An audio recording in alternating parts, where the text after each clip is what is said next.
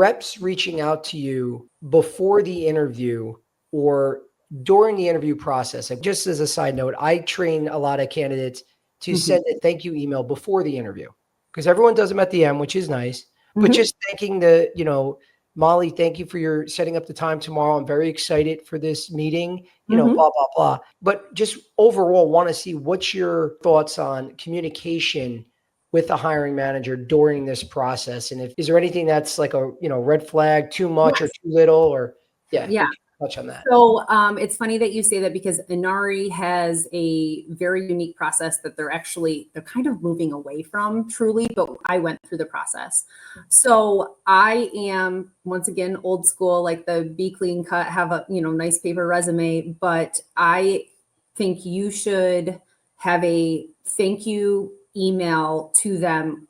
I mean, really, truly, you interview in the morning, it needs to be that by that evening type of thing. So I like your idea of right prior. That's totally fine, because if it was a job I was really interested in, I would sit in my car and like start typing out one and then input to it things we spoke about to make it more personal during the interview.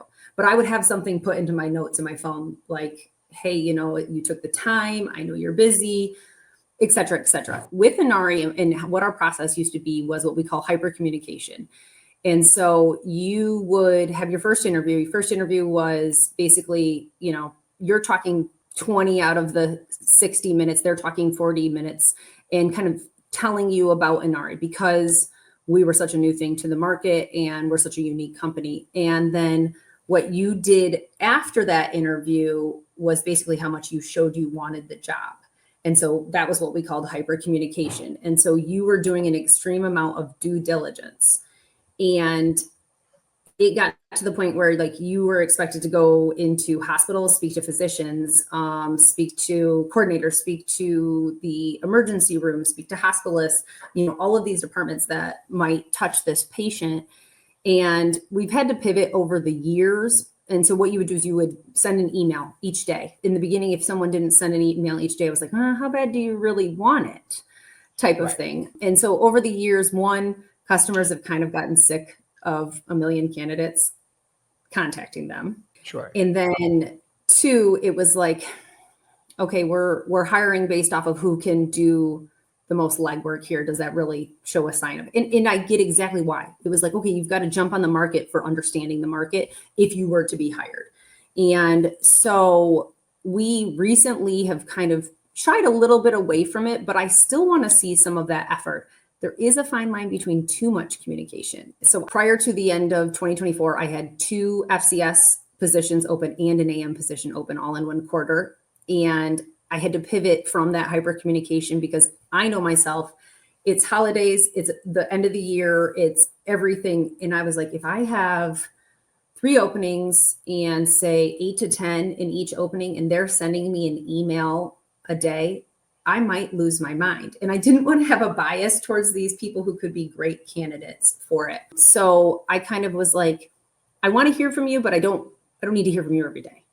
At your leisure, kind of, but I also tell people, do your due diligence still. I don't need this formal daily email, seeing end users and everything like that, but you got to see if this job is right for you. Like, this is a commitment because it's an on-call role. It's a commitment for your family. It's a commitment for your children. It's a commitment for your friendships. There is a lot that's non-monetary that you experience here or miss. You got to know that it's right for you. So I want you to do your due diligence like you were buying a business. I mean, you're going to be the GM of your business. So long story long of being winded of that, there's communication and then there's too much. And I had a couple FCSs, bless their souls, coming out of like labs and things that contacted me too much. And I was like, not answering. I can't handle this right now. It was a turnoff to me type of thing. So from there, I would say, probably get 2 LinkedIn messages a day on average of people around the country saying, I'm interviewing for a job. Can I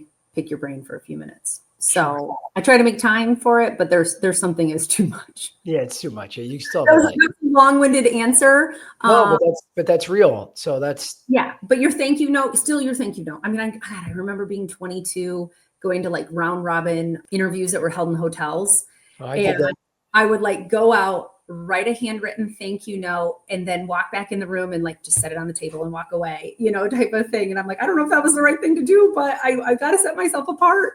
So like, I'm still a big fan of the thank you note and everything. What about candidates reaching out to reps on your team to really learn more about you as a manager and also the role and what good looks like and yada, yada, yada?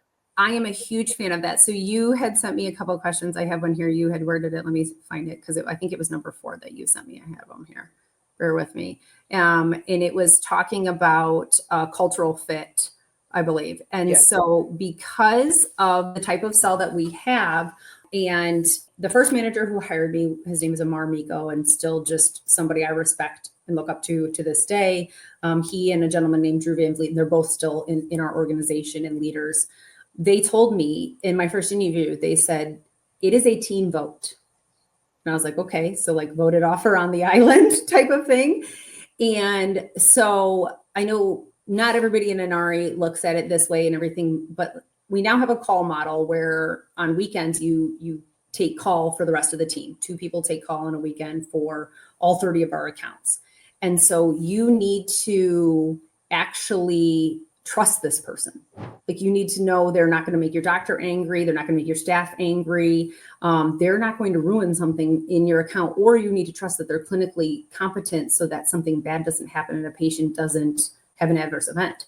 So I actually make it a team vote. So I want you to contact my team. And I have a pretty tenured team. Fortunately and unfortunately, is not your entry level job. And so I want everybody's vote. So like when I was interviewing, we had a Christmas breakfast and everybody had to sit down and vote for who they wanted and who made the most sense.